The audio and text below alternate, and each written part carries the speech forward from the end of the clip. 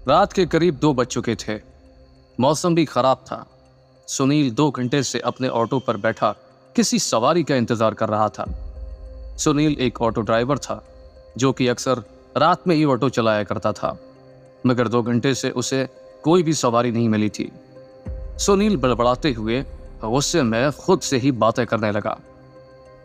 2 दिन से बोनी नहीं हुई, लगता है आज भी रात खाली ही जाएगी। इन सवारियों को पता नहीं क्या हो गया है, पहले रात में अच्छी खासी कमाई हो जाती थी। अगर इसी तरह से सब कुछ चलता रहा तो अब तो मुझे दिन में ही ऑटो चलाना पड़ेगा।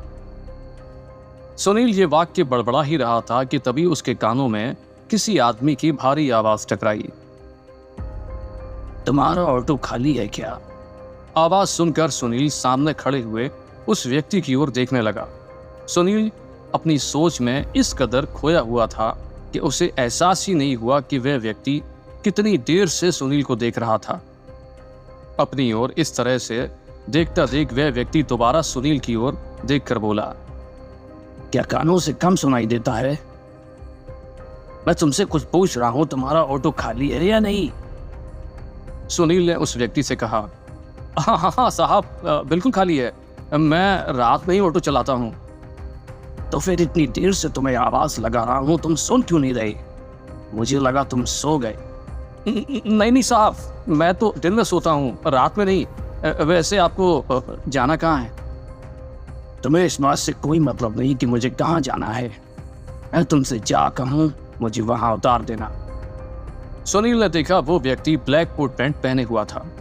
उसके हाथ में एक बड़ा सा सूटकेस था, लेकिन उस व्यक्ति का चेहरा थोड़ा सा घबराया हुआ था। सुनील ने उस व्यक्ति से दोबारा कहा, क्या बात है साहब? जहाँ तक मैं जानता हूँ सर्दी अच्छी खासी पड़ रही है, और इतनी सर्दी में आपके चेहरे पर ये पसीना कैसा?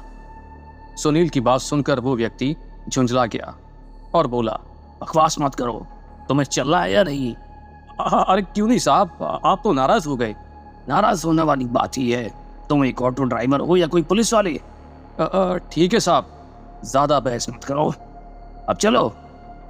इतना बोलकर वह व्यक्ति सुनील के ऑटो में बैठ गया। सुनील ऑटो चलाने लगा। उस व्यक्ति ने सुनील से कहा, मेरी समझ में नहीं आ रहा तुम ऑटो इतना स्लो क्यों चला रहे हो? रात का समय है, सड़क बिल्कुल सुनसान है, थोड़ा तेज नहीं चला सकते क्या? उस व्यक्ति की बात सुनकर सुनील ने अपने ऑटो की रफ्तार तेज कर दी, मगर सुनील को वो व्यक्ति कुछ संदिग्ध सा लग रहा था। अचानक उस व्यक्ति की फोन की घंटी बज उठी। वो व्यक्ति अपने मोबाइल से किसी से कुछ बातें करने लगा। सुनील ऑटो जरूर चला रहा था, मगर उसका पूरा ध्यान उस व्यक्ति की बातों की ओर था। सुनील उसकी बातों को बहुत गौर से सुन रहा था। वो व्यक्ति फोन पर किसी से बोल रहा था, अरे बोला ना, मैं सूटकेस के अंदर है और मैंने मना किया था कि मुझे रात में फोन मत करना। मैं कुछ ही देर में तुम्हारे पास आ रहा हूँ। अब इससे ज्यादा कुछ मत बोलो, दीवारों की भी कान होती है, समझे तुम? इतना कहकर उस व्यक्ति ने फोन रख दिया। सुनील को उस व्यक्ति की यह बात बहुत ही अजीब लगी। अचानक उस व्यक्ति ने एक सुनसान सड़क पर रुकने के लिए कहा, यहाँ तो जंगल है साहब, यहाँ क्या आप रुकेंगे? तुम्हें इस बात से कोई मतलब नहीं ऑटो ड्राइवर। उस व्यक्ति ने अपनी जेब से 1000 रुपए निकालकर सुनील को दे दिए और उसकी ओर दोबारा देखकर कहा, और हाँ, अपने काम से काम रखो, अब जाओ यहाँ से। सुनील उस व्यक्ति की ओर देखने लगा, मगर उस व्यक्ति ने सुनील के इस तरह देखने पर कोई भी प्रतिक्रिया जाहिर नहीं की और उसने अपने कदमों को रोक जंगल की ओर कर लिया। सुनील को मामला थोड़ा सा गड़बड़ लगा। सुनील भी उस व्यक्ति के पीछे पीछे दबे पांव चुपके चुपके चलने लगा। थोड़ी ही देर के बाद सुनील ने देखा कि सामने आग जल रही थी और उस व्यक्ति ने अपने कदमों की रफ्तार थोड़ी तेज कर दी थी।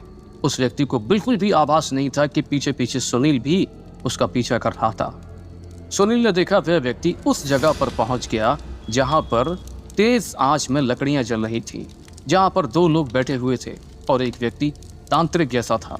दूसरा व्यक्ति जिसकी उम्र करीब 40 वर्ष की आसपास होगी, वो किसी शहर का मालूम पड़ता था। सुनील पेड़ के पीछे छुपकर उन तीनों को देखने लगा। सूटकेस वाला व्यक्ति जैसे ही उन 2 व्यक्तियों के करीब आया तो सामने बैठे उस तांत्रिक ने उससे चिल्लाकर कहा, तुम्हें आने में इतनी देर कैसे हो गई?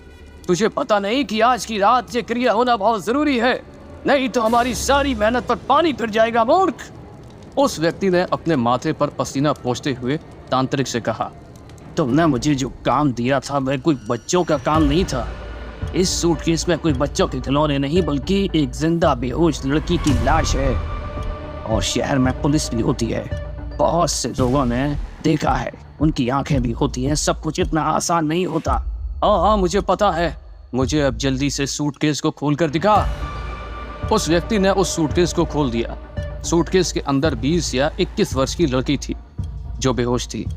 यह देखकर सुनील को चक्कर सा आ गया। तांत्रिक ने उस लड़की से कहा, इसके ऊपर पानी डाल, इसको होश में लाना बहुत जरूरी है। तांत्रिक के इतना कहते ही उस व्यक्ति ने उसी युवती के मुंह पर पानी फेंक दिया। अचानक वो लड़की होश में आ गई और हक्का बक्का सबकी तरफ देखने लगी। उस लड़की ने उस व्यक्ति की ओर देखकर कहा, ये सब क्या है? तुम इतने बड़े धोखेबाज निकलोगे, मुझे इसका अंदाजा भी नहीं था। उस युवती की बात सुनकर तांत्रिक चिल्लाकर बोला, बकवास मत कर, तेरा अंतिम समय आ गया है लड़की। इतना कहकर तांत्रिक ने एक चमकता हुआ खंजर उस व्यक्ति के सामने फेंक दिया और बोला, इस लड़की का तुरंत गला काट दे, इसका सिर इस आग के ऊपर फेंक दे। तांत्रिक की बात सुनकर वो व्यक्ति घबरा गया। नहीं, यह मैं नहीं कर सकता। मेरा काम इस लड़की को बस यहाँ तक लाना था, लेकिन मैं इसकी हत्या नहीं कर सकता। इतना कहकर तांत्रिक वहां से उठकर खड़ा हो गया और अब वहां पर सिर्फ 2 लोग रह गए थे। तांत्रिक ने दूसरे व्यक्ति से कहा, इस काम को अब तुम पूरा करो। तांत्रिक की बात सुनकर उस व्यक्ति की आंखों में अजीब सी शैतानियत सवार हो गई। उसने बगैर देरी किए उस युवती का गला काटकर उस जलती हुई आग में फेंक दिया। जैसे ही उसने ये हरकत की, मौसम बदल गया और अचानक से आसमान में काले बादल छा गए। बिजली कड़कने लगी। यह देखकर सुनील बुरी तरह से डर गया। देखते ही देखते उस आग के अंदर एक बड़ा धुआं उठा और उस धुएं की एक अजीब सी आकृति बन गई। यह देखते ही देखते उस आकृति ने एक बहुत ही खूबसूरत लड़की का रूप धारण कर दिया। वह बहुत जोर जोर से हंसने लगी। तभी उस लड़की ने तेज आवाज में तांत्रिक की ओर देखकर कहा, निशाचरी को यहाँ क्यों बुलाया है? उस युवती को देखकर तांत्रिक की आंखों में चमक आ गई। उसने उससे कहा, तुम्हें यहाँ पर मैंने बुलाया है। तांत्रिक की बात सुनकर अचानक वो बदले हुए अंदाज में बोली, ये तांत्रिक, तुझे क्या चाहिए? निशाचरी तुझे सब कुछ देगी, धन दौलत राजपाट, क्या चाहता है तू? सब कुछ। मैं सबसे धनी व्यक्ति बनना चाहता हूँ। मुझे जिंदगी के हर ऐश व आराम चाहिए। तो फिर ठीक है तांत्रिक, निशाचरी उसी की इच्छा पूरी करती है जो उसके सामने किसी की बलि थी। युवती की बात सुनकर तांत्रिक की आंखों में चमक आ गई। उसने भी 40 वर्षीय आदमी का गला तुरंत काट दिया और जोर जोर से हंसने लगा। अब तो जो मैं करूंगा तुम वही करोगी ना? नहीं तांत्रिक, यहाँ पर कोई और भी मौजूद है। जब तक 2 लोग मौजूद हैं ना, तब तक मैं फैसला कैसे ले सकती हूँ? तभी उस युवती ने, जिसने अपना नाम निशाचरी बताया था, पेड़ के पीछे छुपे हुए व्यक्ति से कहा, तुम जो कोई भी हो, मुझे पता है पेड़ के पीछे छुपे हुए, बाहर आ जाओ। निशाचरी की बात सुनकर सुनील डरते हुए बाहर आ गया। निशाचरी ने सुनील की ओर देखकर कहा, क्या कहते हो तुम? क्या तुम धन दौलत ऐश व आराम नहीं चाहते? निशाचरी की बात सुनकर सुनील की आंखों में चमक आ गई और उसने तुरंत उसकी तरफ देखकर कहा, हाँ, क्यों नहीं? धन दौलत ऐशो आराम की जिंदगी कौन नहीं चाहता? निशाचरी ने तांत्रिक और सुनील की ओर देखकर कहा, तुम दोनों में से कोई भी किसी एक की बलि देने में कामयाब होगा, मैं हमेशा के लिए उसकी गुलाम बन जाऊंगी। इतना सुनते ही तांत्रिक अपनी हरकत में आ गया, मगर सुनील तांत्रिक से ज्यादा फुर्तीला था। सुनील ने बगैर सोचे समझे और देर लगाई उसी चाकू से तांत्रिक का गला काट दिया और तांत्रिक वहीं ढेर हो गया। निशाचरी जोर जोर से हंसने लगी और उसने सुनील की ओर देखकर कहा, आज से मैं आपकी गुलाम। बोलो, तुम्हें क्या चाहिए? मैं ऑटो चलाकर तंग आ चुका हूँ। मुझे सबसे पहले तो बहुत सारा धन चाहिए। तो फिर जा अपने घर पर, मैं हमेशा तेरे साथ रहूंगी और सिर्फ तुझे ही दिखाई दूंगी, तेरे अलावा किसी और को नहीं दिखाई दूंगी। तो जो मुझसे मांगेगा मैं तुझे दूंगी। सुनील खुशी खुशी ऑटो लेकर अपने घर चला आया। घर जाकर उसने देखा उसकी पत्नी सो रही थी। अचानक उसकी निगाह एक बक्से पर पड़ी। वो उस बक्से को गौर से देखने लगा। तभी अचानक उस बक्से से निशाचरी की आवाज टकराई। देखती क्या हो, इस बक्से को खोलो। सुनील ने जब बक्से को खोला तो उसमें बेशुमार सोना, हीरे और जवाहरात पड़े हुए थे। देखते ही देखते सुनील कुछ ही दिन में बहुत ज्यादा अमीर हो गया। सुनील अपनी पत्नी को बहुत चाहता था। उसकी पत्नी सुमन ने सुनील से बहुत पूछा कि आखिर इतना धन दौलत तुम्हारे पास कहां से आया, मगर सुनील ने बड़ी खूबसूरती से इस बात को टाल दिया।